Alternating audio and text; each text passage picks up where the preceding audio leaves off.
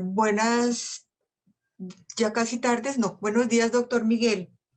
Bueno, Para nosotros es un honor tenerlo aquí en esta mesa y sobre todo por el tema que nos va a ocupar, que es una visión holística de la sexualidad. El doctor Miguel Rueda es doctor en psicología de la Universidad de los Andes, máster en psicología de la Universidad de los Andes y especialista en psicoterapia y consejería del School of Psychotherapy and Counseling de Regent College, Londres, Inglaterra, y en sexualidad, cultura y sociedad de la Universidad de Ámsterdam en Holanda. Bienvenido, doctor, siga con su presentación. muchas gracias y buenos días para todas y para todos. Yo muy contento de volver a compartir en este espacio con ustedes. El año pasado también tuvimos la posibilidad de compartir con ustedes. Para esta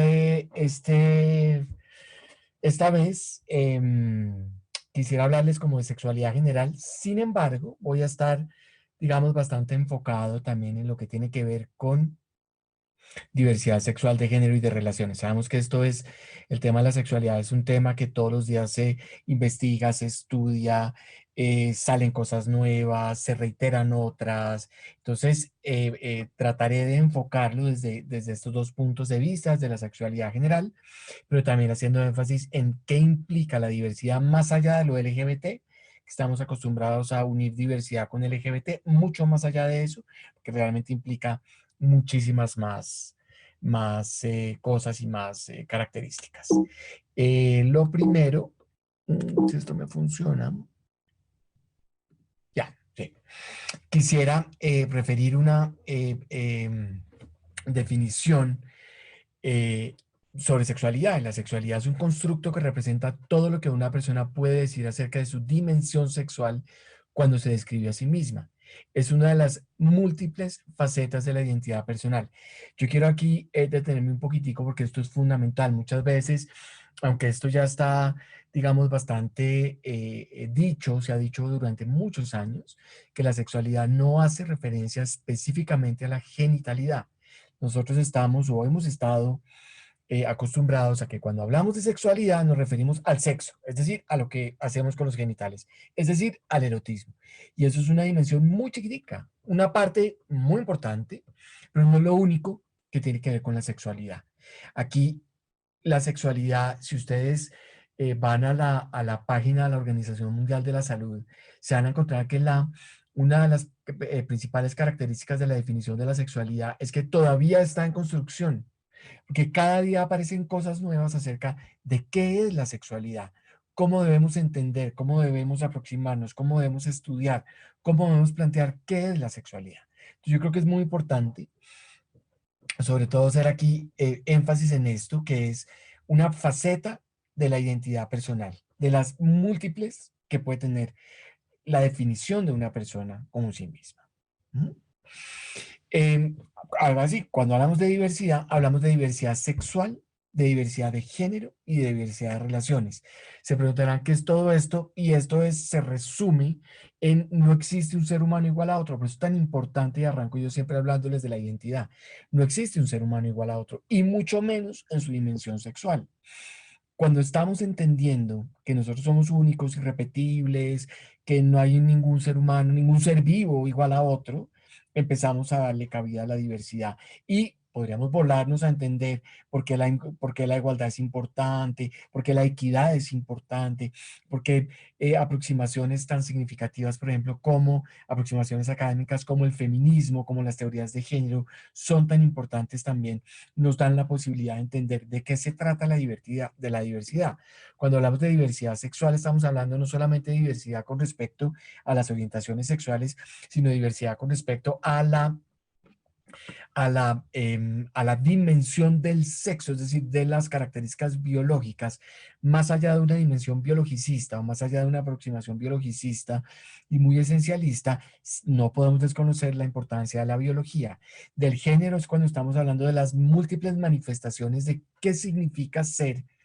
Voy a reducirlo por ahora a qué significa ser machos o hembras, pero hay un montón de maneras más de nombrarnos y de relaciones es cómo nos afiliamos socialmente, afectivamente, eróticamente unas personas con otras. Como les decía, las características son, la identidad, perdón, son las características a las que recurre una persona para definirse a sí misma. Esto, la identidad ha sido estudiada desde la psicología desde hace muchísimos años. Em, y una de las partes fundamentales de la identidad es lo que hace que yo sea yo y no sea nadie más. Es decir, cuando a alguien le preguntan usted quién es o cómo se define usted mismo, uno recurre primero, en primera instancia, por ejemplo, a su nombre. Yo soy Miguel, Miguel Rueda. Soy un hombre colombiano, y de ahí puedo empezar a definir un montón de características que me hacen a mí, como les digo, único, irrepetible, eh, em, y que no, y que me permite diferenciarme de las demás personas, ¿sí? Cuando estamos hablando de la identidad con la sexualidad, estamos hablando de específicamente la conformidad e integración de distintos elementos que constituyen la expresión de la sexualidad de un individuo, ¿sí? Esto es un gráfico que yo utilizo mucho, que llevo varios años utilizando para poder explicar de qué se trata la sexualidad o la identidad con la sexualidad. Y tiene tres puntos particulares que son el sexo, es decir, la dimensión biológica, la orientación sexual, es decir, es una dimensión mucho más personal, y la dimensión del género, que es mucho más social y cultural, ¿sí? La orientación sexual se define como la dirección que toman mi afectividad y mi erotismo, de quién o quiénes me quiero enamorar, o con quién o quiénes quiero tener relaciones eróticas o relaciones sexuales. El género es todas las atribuciones sociales y culturales que históricamente se le han asignado al hecho biológico de ser de un sexo o de otro sexo, ¿sí? Aquí hablamos nosotros de otros sexos probablemente porque, digamos, la intersexualidad entra a jugar ahí un papel fundamental también y genera también ciertas expectativas sociales y culturales con respecto a quién soy yo. Esto se mueve sobre cuatro procesos psicológicos fundamentales, que son el cognoscitivo, es decir, los pensamientos, ideas y creencias que uno tiene; el comportamental, actitudes, conductas y comportamientos; emocional, que son las emociones y los sentimientos; y el relacional, que va más allá de esta posibilidad de relacionarme afectiva eróticamente con otras personas. Aquí el relacional da cuenta de la red de apoyo social que podemos tener. En personas LGBT, por ejemplo, la familia escogida juega un papel fundamental en este ámbito o en esta dimensión relacional. Esto es, digamos, los elementos que constituyen la identidad con la sexualidad, pero los seres humanos no solamente somos sexualidad, sino somos un montón de cosas más. Esta identidad con la sexualidad nos permite, sobre todo, pararnos en el mundo de determinadas maneras, a veces positivas, a veces neutras, a veces negativas, y eso influye en la manera como nos relacionamos, y eso influye en la manera como inclusive nos identificamos y nos relacionamos con nosotros mismos. Aquí hay, digamos, esta diferencia que es importante establecerla porque a lo largo digamos, de mi vida profesional yo me he encontrado con un montón de dificultades para que la gente pueda diferenciar el sexo del género. El sexo, como les decía, son estas características biológicas, básicamente genitales masculinos o femeninos, y pueden ser hombre, mujer, intersexual, a muy grandes rasgos. La intersexualidad es otro gran, digamos, ámbito de conocimiento y de estudio, em, que permite también descubrir nuevas formas de identificar a las personas biológicamente o a los seres humanos biológicamente, ¿sí? Y el género son los roles que cumplen las personas en función de las expectativas sociales y culturales. Es un constructo social que varía en tiempo y espacio.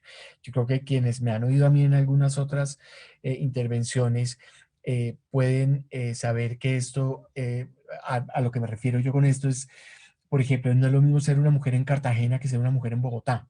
O no es lo mismo ser un hombre de 80 años a ser un hombre de 20 años. Cambia en tiempo y espacio. Estas concepciones que se tienen sobre el ser hombre, ser mujer, ser persona, cambian en tiempo y en espacio, ¿sí? Los que se conocen, digamos, en términos generales, son masculino y femenino. Hace un tiempo se hablaba de androginia.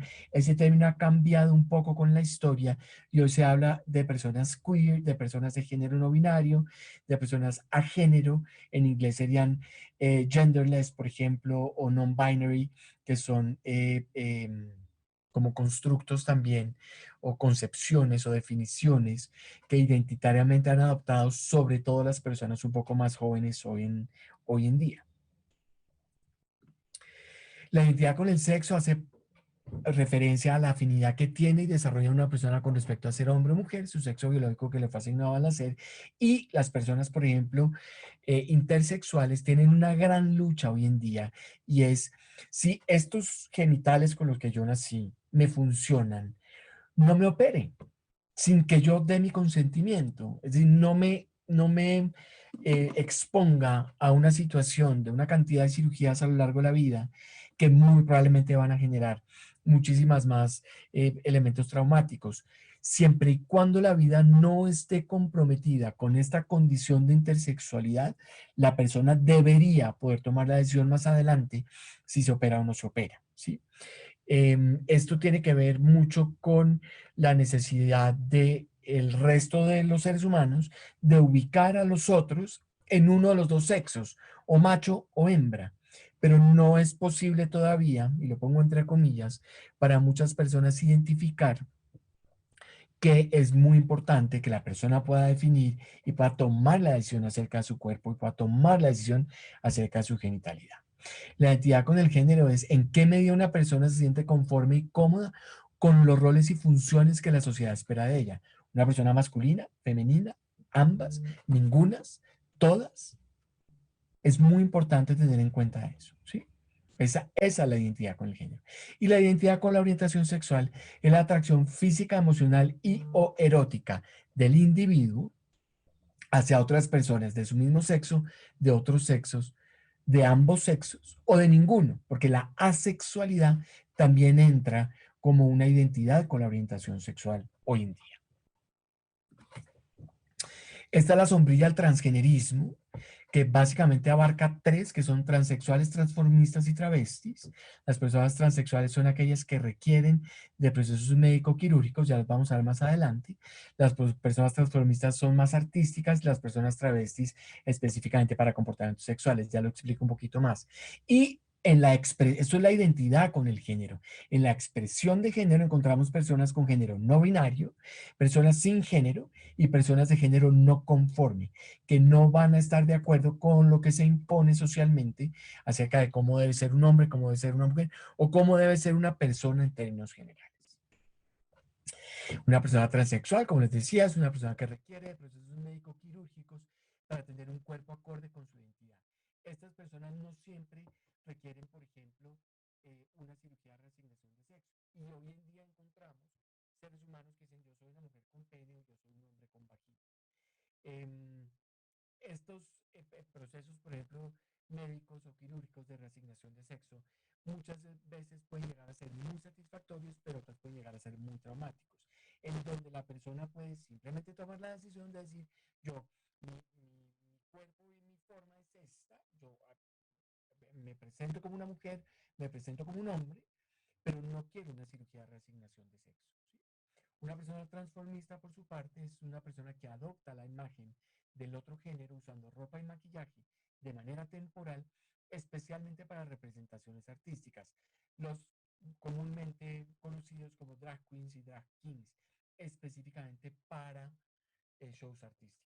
Una persona travesti es una persona que adopta el género de manera temporal únicamente para encuentros sexuales.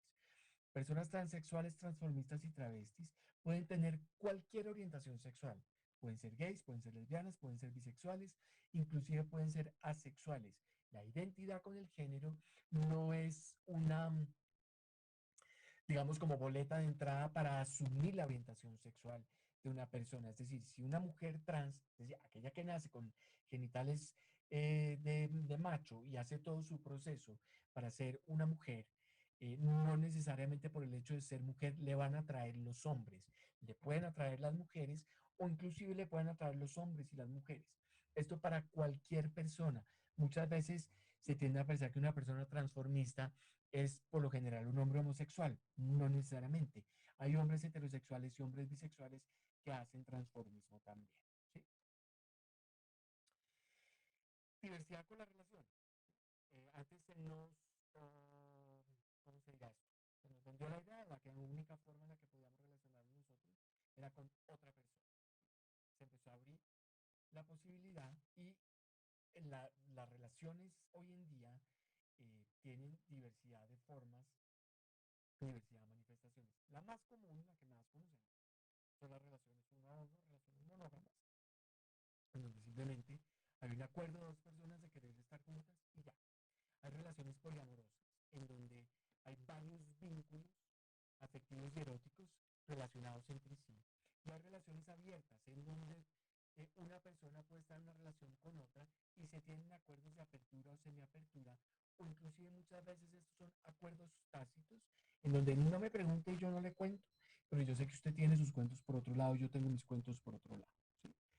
Estos son, digamos, como tres ejemplos a grandísimos rasgos de lo que significaría una, la concepción de la diversidad en las relaciones que podemos tener los seres humanos. Aquí entran a jugar un montón de aspectos en la diversidad de relaciones, como por ejemplo los acuerdos, lo que les estaba diciendo, de los acuerdos, que pueden ser tácitos o pueden ser abiertos, no porque exista una mejor forma de hacerlos o no, sino porque la dinámica de la relación, digamos casi que la vida propia de la relación, va dando la pauta para que las personas entiendan cómo relacionarse. ¿Sí? Por ejemplo, hay muchas veces en parejas de hombres que existe la apertura en la relación específicamente para relaciones sexuales. Se puede tener una relación sexual con otra persona, pero no se va a enamorar. Y de ahí empiezan a partir otras reglas, como nadie conocido.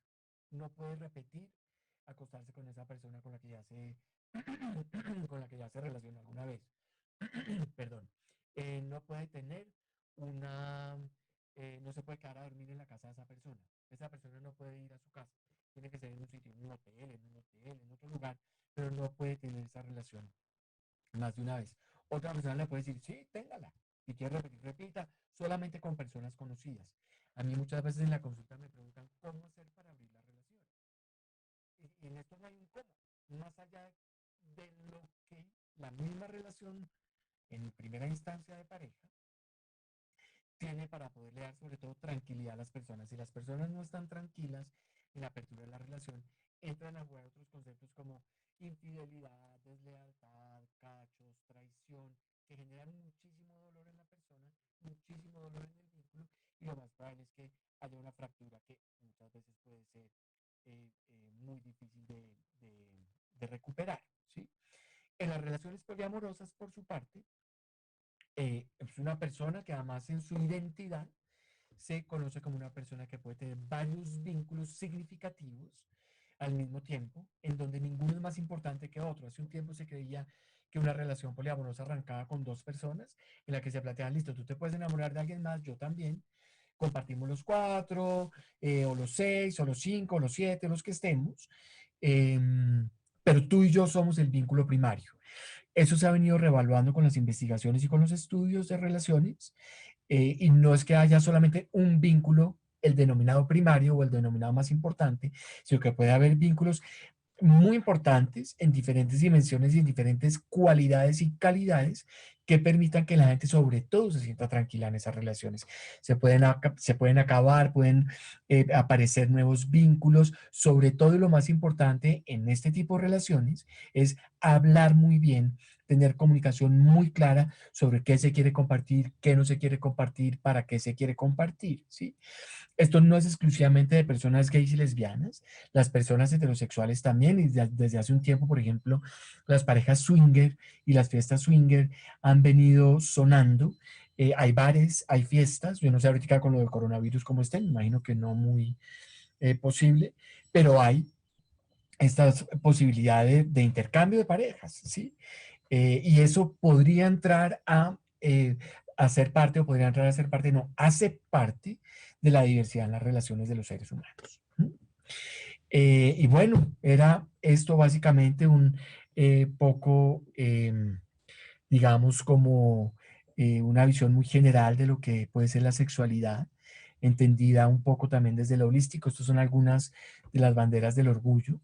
Y quisiera dejarles, si ustedes están de acuerdo, estos 10, 8 o 10 minuticos para poder abrir el micrófono y que podamos compartir un poco más si tienen preguntas, comentarios o dudas.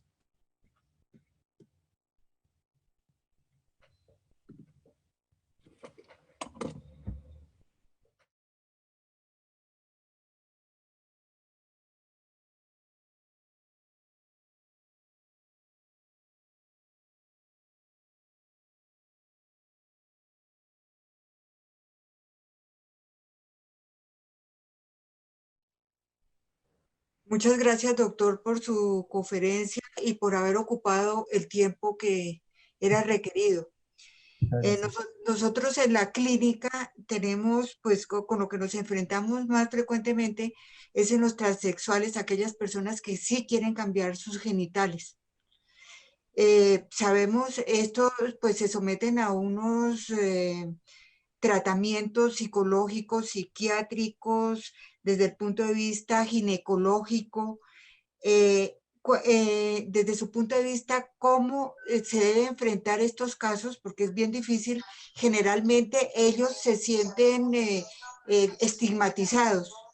Es lo que yo noto en la consulta. Entonces, desde el punto de vista psicológico, cómo se deben guiar estos pacientes y cuál es el pronóstico después de que hay cambio de sexo, A ver, de sexo genital?